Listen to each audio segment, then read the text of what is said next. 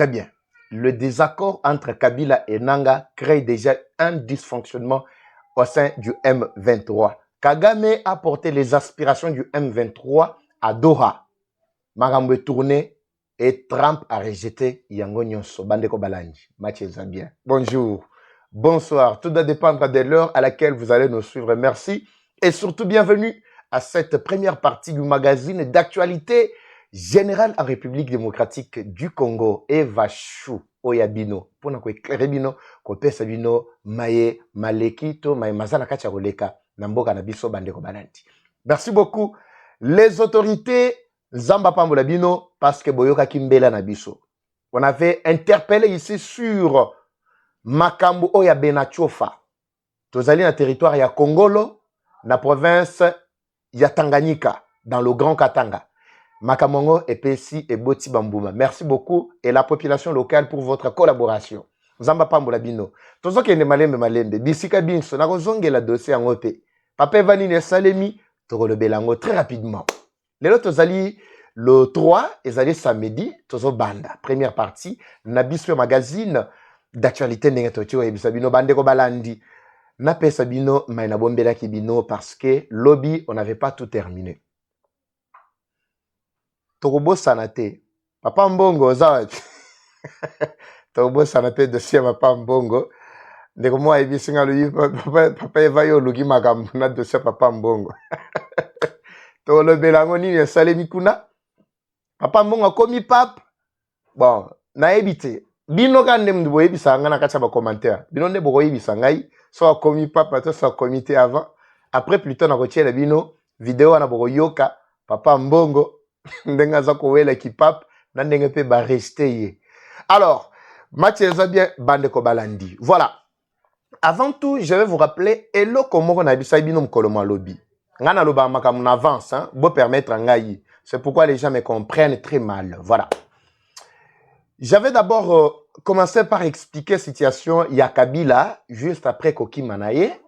Alingaki anakata Goma po basala réunion mais simba kite mbala moko basculer akenda kokutana na Obasanjo. Obasanjo pour quel objectif? Objectif ya liboso ezalaki ba peaufiner maye Kabila bongisaki. Obasanjo azali moko ya baye bazalaka ko kengela accord ya CNDP na gouvernement à l'époque ya Kabila na 2009. Oyo basalaka Kabila teka kamboka. Basala ba concession, babino bako pesa M23, 43% ya gestion ya mboka na biso, ba militaire nyonso wana, bato oyo ba mérité le côté ba yako kota, donc mixage brassage, ya sika ba brassage na ba mixage, et ça le malisu su koleka oyo, ça le maka na l'époque ya RCD, ya AFDEL nyonso wana, mais ba renforcer ba position na bango na kati ya ba institution. C'est-à-dire ba Rwandais, ba ya ba fanda na mboka na biso ba banda ko konzape. Oui, mais les Congolais ont le droit de reconnaître na Rwanda. Pourquoi? Parce qu'on avait un Rwandais à la tête du pays avec mission spéciale. Il y a fragiliser Mboka Munene Boye pour être Rwanda Azwa, Mboka Wana et comme na maboko na ye. Politique na bango ezalaki nini? Ezalaki te bakozwa mabele non. Politique na bango ezalaki Rwanda kotika la kana kacha Rwanda. Batu na ye bakofanda ka awa na Congo babengi yango ka Congo. Bakoka bolate. D'abord, objectif, au bazalaka nango époque, wana boka bolate. Mais Rwanda cause na monopole sur minerai nyonso. Ezala na Kasai, ezala na Grand Katanga, ezala na Congo central, ezala na Bandundu, ezala wapi, na Grand Équatorial et plutôt oriental, na Équateur. Nyonso wana, Rwanda zala na même mise sur richesse ya mboka na biso sur toute l'étendue du pays. C'était ça le plan au bango basalaki. Nakati wana baboyaki kotia accent ya eloko ya balkanisation. Pourquoi? Parce que la population soki bayoki mo ya balkanisation mbala moko balinga bapelisa moto. Mais babombaki situation. Mais Rwanda zo géré biso mais tout en étant toujours épanaillé. Obasanjo atunaka Kabila, est-ce que tu es vraiment sûr aux d'accord que ba accord est signé Kabila ndimbaki. Qui n'avait pas vu cet accord là, cette copie là il y a accord bomonaki yango awa dernièrement. Alors, boye ya Tshisekedi. Yangonde mutoye ko sala tango Tshisekedi a examiné atala lobi non. Mboka oye c'était kamaki ese kufa nango kala. Mais lokola ba congolais musu ba comprenaka te, boyebi pauvreté ezali vice ezali eloko moko so mutu aza na kati ya pauvreté akomo gumba mela n'importe qui oyi akomona na misu na akomona ye lokola nzambe. C'est ça la politique que Kabila avait mise en place. Appauvrir totalement la population pour bien l'assujettir. C'est-à-dire, onyon soya ko banda koloba, batu oyo bazali masikini bako banda kondima. Pour ce qu'on limite, moyen olia exate. Eza lokola ngane mnazana mbongo, ngane mnazana lituka, ngane mnazana fufu nazana nyonso na ndako. Mais ce que to cité, c'est comme ça avec le système que Kabila nous avait amené. Vous avez constaté, vous-même, vous allez vous poser des questions. Plus de 20 ans au Kabila sali à la tête du pays. Est-ce que ces richesses dont on parle aujourd'hui, Ezala qui na Congo, Ezala qui n'est-ce pas? Mais pourquoi on ne jouissait pas de cette richesse-là? Kaka lelonde bazo rappelé bino que non, toza na richesse, mais tozo jouir na yangote, chilombo, na famille na yebo na tout ça. C'est aujourd'hui que vous allez vous rendre compte que nous avons des richesses, mais dont on ne jouit pas. Non? Ezala qui konsalema. Bambongo nyonso Kabila zali ko tchaka ba poche na ye. Aza ko investir libanda avec objectif que tant on a kolongwa na pouvoir, oui, na kolongwa na pouvoir, muto koya ato samakamanga na koyebisa ye pourvu que biso ba Rwanda to zalaka na monopole na kati ya Congo. Mais soka s'opposer à l'éto salier guerre, to bengani ye, to bomi ye, to récupérer ce comme abelé. C'est ça le plan de Kabila parce qu'il avait épargné beaucoup d'argent, c'est tout ce qu'il avait conçu. Alors, nakati ya ba encore ba salaki. Makambu ya balkanisation ezalaki te. Ba mentionnaka yango te, mais eza ba intention na bango toujours parce que les Tutsis n'ont pas de terre. Oui, comme vous le savez. Kagama ebisi bango apesi Kabila testament ebisi que non bunda jusqu'à ce que le kole yo zada na mwa makasi ngai kana mingi te 5-10 ans awa na rozali susu te. Mais yo bunda makasi pourvu que atako na longwe na pouvoir mais ba wutu nde ba yo récupérer Rwanda. Mais ce qui va récupérer au Rwanda tant que Bino nan botika ko se positionner te et qu'on zala pas si pour na Bino parce que les Hutus vont bien collaborer avec Tshisekedi na batuloko na ba oyo ya Ndayishimiye mais Bino batuti boza sous espace te. Alors c'est le combat que Kabila porte nuit et jour. Tongo bi di pourquoi. Bandeko toyokani. Alors na ba accord wana ezalaki bongo muta facilitaka bazaka lokola ba témoin na 2009 ezali Obasanjo. Mais Obasanjo, ayant une bonne réputation, un passé bien, où Ezali est meilleur de beaucoup d'États cités, où Ezali a mabete, a réussi à se faire quand même du nom dans le continent africain, a commis le coup de Mandela. Mais Kabila kena kokuta na Obasanjo mukolo mwa lobby rapidement na lo mango po na ninati na bandeko. Image ya Kabila en tant qu'ancien président ezala premièrement lavé. Tant qu'on va au côté, il y a la personnalité minene boye. Na oyo bakoyo kakeno Kabila bazana kacha kolongole immunité na ye na kati ya Sénat pour être poursuivre ye en tant que rebelle et koti moi incompréhension koti moi incompatibilité. Bato batala babi mais mutu oyo apesa ki pouvoir pacifique. Mais ndengeni bazo traiter ye les sous lokola rebelle kuna. Mais soka za la rebelle alingaka sa la rébellion. Mais on le voit toujours aux côtés des grandes personnalités ya Afrique. Namakani Simaye, c'est ce que lui était en train d'envisager. Bokomona ye tantôt, naba Zuma Jacob. Bokomona ye tantôt, ancien président d'Afrique du Sud. Bokomona na, et boza la surprise, bokomona ye naba ancien président Belé. Kalamingi te bokomona il sous na Sarkozy. Oui, bokomona na Sarkozy. Na rencontre moko boye, bokomona na ba ancien président ya Namibie. Donc c'est ça lui. Parce que dans tous ces pays-là, c'est parmi les 29 pays dans lesquels il a investi des milliards. Il a investi des milliards avec espoir que juste après, atako ba kangingai biloko nazana na Congo, mais biloko mususu ba protéger lenga yango nazalaka na mbongo ya ko sala mobulu ko déranger bato ba wena pouvoir. Rappelez-vous, aussitôt Tshisekedi a eu pouvoir. Ça qui combien de mois sans que Makele les banda. Déjà il y a contestation, il y a incompétence, boyena botu ça bandi ba attaque. Boyebi tozaki na FCC cash ici. Qu'est-ce que Tshisekedi a fait pendant FCC cash? Deux vers troisième année, il y a cohabitation politique na bango. Ce n'était que de cal en cal. Les Congolais sont conscients ici. Alors, et là, on a signalé place Wanande Yangwana. Kabila a apporté les aspirations du M23 auprès Yabatouana. Lokola Yépe Aza parmi figures Yabatou Oyo, Baponi, Oyo Obasanjo. baponi na cadre ya médiation bakomene na oyo Fort Nyansingwe oyo ya Togo Obasanjo aza na kati. C'est ainsi que Kabila meni ba recommandation to ba réclamation ya M23 pour nokende ko pesa bango sur le plan politique et diplomatique. Ambongo, Chole, bango nyonso pe ba memaki ya bango. Vous savez mindele bazaba na mikete. Ils ont détecté tout. Raison pour laquelle même Ambongo n'a plus de crédibilité. Dans le milieu, Bissikazo Kendaza sur la crédibilité. Bachole nyonso ils ont perdu ba saveur na bango. Tout ça koye bisa bango so bolingo ça la politique. Bolongo la ba sultan. Bo ça na bino politique à l'aise. Que bo bata makasima ya tozali basanto mais ba réunion ya ba M23 ya Kobo Marabatu bozo participer. Oui, abe Chole M23 Ambongo M23 ngante muna lobi boko yoka ngo awa boko yoka baza ba M23 baza ba théologien te ba juger bango bongo na Vatican. Alors soni ya lolenge boye na mutu cardinal ya mboka munene RDC na biso metala ndenge soni elatie na mboka bapaya epai wapi bakendaki. Soki ke makambo yo ezalaki na possibilité kolongola ba cardinaux non Ambongo fallait balongoleka directement à cause de la position na yebande ko balandi.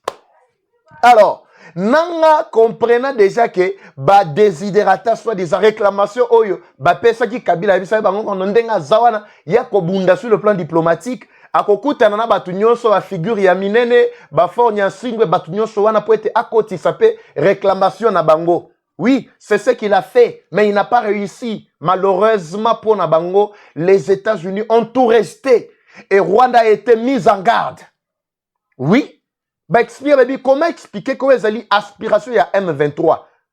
Mais bon, mais mi yango, bozoye, yango na kati ya cadre ya accord na bino, ya Rwanda na RDC. Non, il fallait M23 ba suggérer, ba kende ko soumettre, ba réclamation na bango na gouvernement congolais. Gouvernement congolais ala kisango na kati ya accord andi make tana makambo oyo M23 proposé ngai nandimi yango po kimie kota biso to yebi M23 te to yebi pays Rwanda na pays RDC qui doivent signer accord ya paix eza entre bango mais le reste makambo à l'interne ils vont bakosila na entre bango na bango M23 soki bolobi ke bazaba congolais bakosila na Tshisekedi. Mais si bolobi que non, baza ba Rwandais ba na ba aspiration na bango e pa na bino Rwanda, mais bosi la na bango c'est clair. C'est clair. C'est ainsi que epesi qui peleke se na kan na bango nanga alembi désespoir et koti Kabila côté azali et simbité ba rejeter accord na bango ba plutôt projet ya avant projet ya accord ba rejeter yango mukolo malobi. Amérique a tablé à beti loboko na table balobi ke topé sibino tant largement ya kosil samakambuana d'ici 2-3 semaines. So basi ici 2-3 semaines, je suppose que tu as déjà nasuka ya 100 ans ou ya 5 tozana yango pourvu que le mois prochain, il y a 6e mois, effectivement Trump probablement doit inviter officiellement Tshisekedi et Kagame. Ils iront aux États-Unis, la Maison Blanche pour nous signer accord. Oui. Papa Volobi accord, oui, accord de paix entre d'abord les deux pays. Bango mi balende bako kende ko signer. Wane ko za susu et ministre des Affaires étrangères. Non non, bango mi balé ba signer pe ba pesa ni mbote. Oui, et ko sale mabongo. Tokotala nanu nanga ko zala wapi, Kabila ko zala wapi, tokotala bisimo ba ko zala wapi. C'est ça le problème badeko balandi. C'est ce qui va se faire. D'ici juin, juillet, complètement tout doit être signé. Parce que les États-Unis, Bayebisaki Qatar, Qatar a zamouana aux États-Unis à Bokoli. Babisi bango lokola bozana ba investissement na bino na kati ya Rwanda. Mais toko frapper Rwanda makasité juste après parce que Rwanda rolongwa. Kalamingi était plutôt Kagame rolongwa. Les Américains ne travailleront pas avec Kagame. Quand je parle du Rwanda, il ne s'agit pas de Kagame. Vous savez déjà, Kagame est déjà sur la liste noire, blacklist. Oui, Papa va au lobby, non, Kagame a déjà wana. Aza déjà wana, la liste noire. Autant Kabila est déjà sur la liste noire, Kagame l'est déjà et l'est déjà aussi. Alors, ne soyez pas troublés, il y a Koyoka juste après, pouvoir il y a Kigali et bouger. Attaque et bouger, Bozala étonné te. Les Américains ne travailleront pas avec Kagame. C'est pour cette raison-là que les Américains vont signer aussi les accords avec le Rwanda ezana ba accord bango ba signer entre bango na o ba signer pe entre RDC. Siko tokotala oyo ba signer na Rwanda parce que Rwanda pe akenda ko proposer pe Amérique, oui, c'est normal. Quand ndenge Tshisekedi akenda ko proposer Amérique, ndenge moko pe na Kagame pe akenda ko présenter Amérique lobinga pe na sala ba minéraux na ngai. Mais c'est à l'Amérique maintenant de voir si réellement Rwanda zana minéraux to azana ngote. Parce que na kati accord balobi ke mutu na mutu ko respecter bandelo naye, c'est tout, un point très bas. Si vous avez un tango Amérique pour exploiter ya Rwanda, vous avez exploiter yango wapi. C'est pourquoi Amérique balingi ba établir Kimi à Libela. Batala banani bazana minéré. Oui, to signé na bango contrat. Bolobi que vous avez minéré biso et to signé. Bino pe Rwanda bolobi bozana minéré, oui, to signé. To kende soko exploiter. C'est ça. Donc on a place ko ba kozala kui complètement bandeko balandi. Parce que ce dont nous avons besoin, c'est la paix définitive. Mais la question, il y a M23. Bah, il y a M23 qui est pas Tshisekedi. C'est lui qui a la solution à votre problème. Ah, bandeko balandi. Moi, c'est ça bien. Alors, c'est Tshisekedi qui a la solution à votre problème. Bino M23, Bino Kagame, Bozana ya Bino Kuna, mais Tshisekedi nde mutu. Azo kamba M23 na minute onde tozolo baboy. M23 soit linga respirer, arosenga autorisation et pas Tshisekedi. Hein? Boyoki, c'est ça le jeu qui va se jouer et qui est en train de se jouer. Kabila padi ke koti entre bango. Boyoka neza li susute. Nananga pourquoi? Parce que ba rejeter oyo desiderata to réclamation bango ba memaki kuna esili. Esili. Et tous avancer tout ça. Bon si lisaka munition bozana ngo wana renfort bozana ngo bo si sa yango.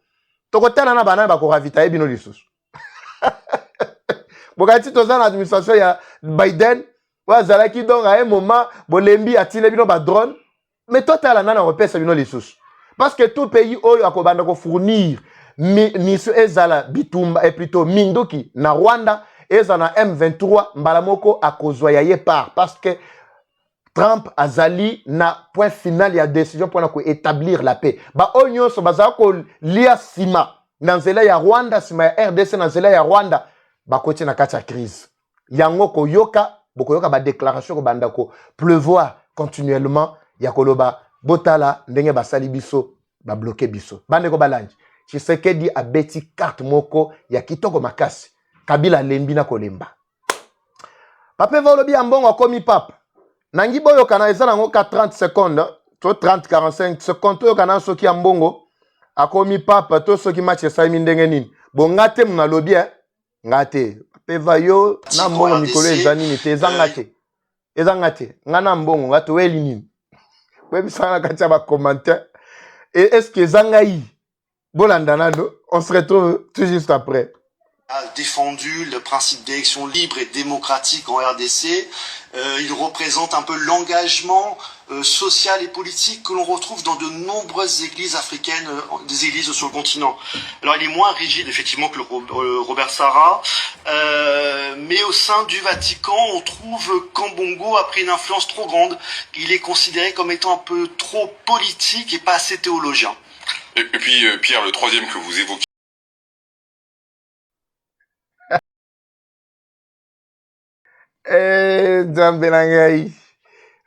Est-ce que Zangaï? Est-ce que c'est moi? Tant que tu as Sabino, si vous voulez faire la politique, faites la politique. Bolongola va soutane. Est-ce que Talas Kondingo Sopani, Lokola moi Mouké, na Vatican, Ambongo, Pasteur Mobimba, Tando Sopani, Tando Sopani. Et Zangate, ne comment Ebisinga papa va mais batak na yo na Mbongo yangonde sali que no Vatican a déclaré que non Ambongo. Et Zangate. Ambongo aza M23, Vatican n'aime toi lobby. Oui, ngaïté. Babi ki aza beaucoup plus M23 que théologien. Aza na tata mukete. Yesoga leki o meli na ye nyonso ezali kaka non à l'est et M23 et tu sais que des doigts qui étaient. Donc c'est tout ce que lui connaît. C'est ce que lui connaît. Ayebi verset atamoko ezate na munoko na ye. Or la Bible dit clairement vous les serviteurs que de vos bouches ne sortent que des paroles de bénédiction.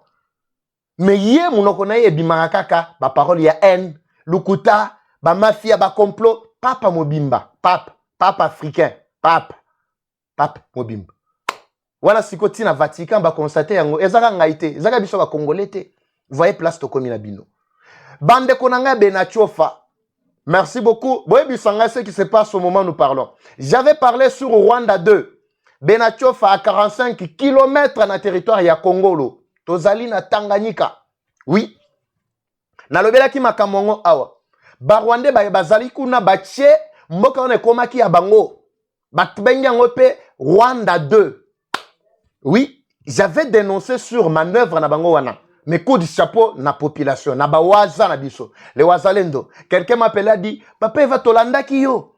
Tango le bela ki makamwa Benatiofa, mais autozolo ba awa, match komi bien na Benatiofa. Le wazalendo ba ye, pour na kolandela makambo papa va lo ba qu'est-ce que ça solo te alukuta oui, ba koti ba moni keno, ba tata na ba yaki ba kosi ke bazo boko na bangombe.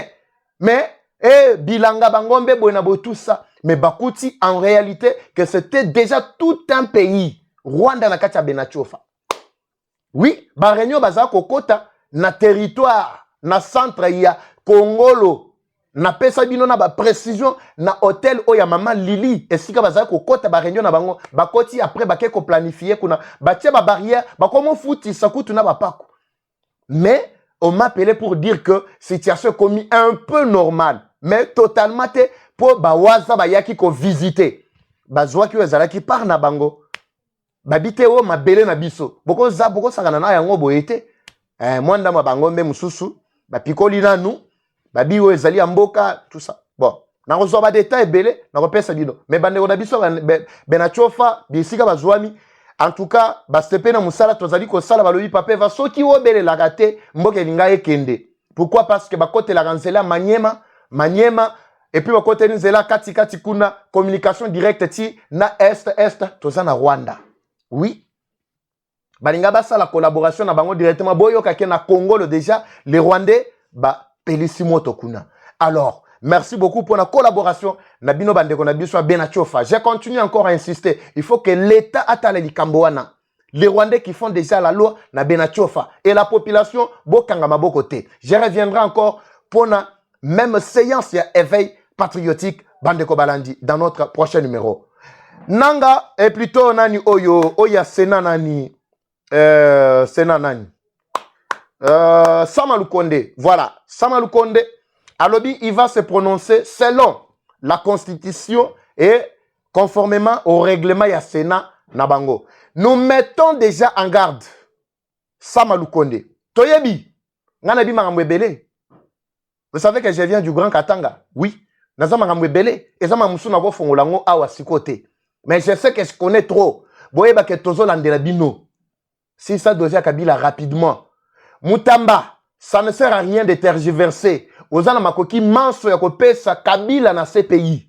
Oui, wana biso de tozo senga. Malgré bino bomoni que non Kabila il faut juger nan namboka na biso et le reste après tout ça mais ozana makoki ba signer mandat international na CPI pour ko kanga Kabila place nyon so kozwama. Oui, c'est tout à fait normal. Vous accélérez, tout le monde a déjà procès. Il y a Kabila très rapidement. Les Congolais ont hâte de voir ça. Les Congolais ont hâte de voir ça.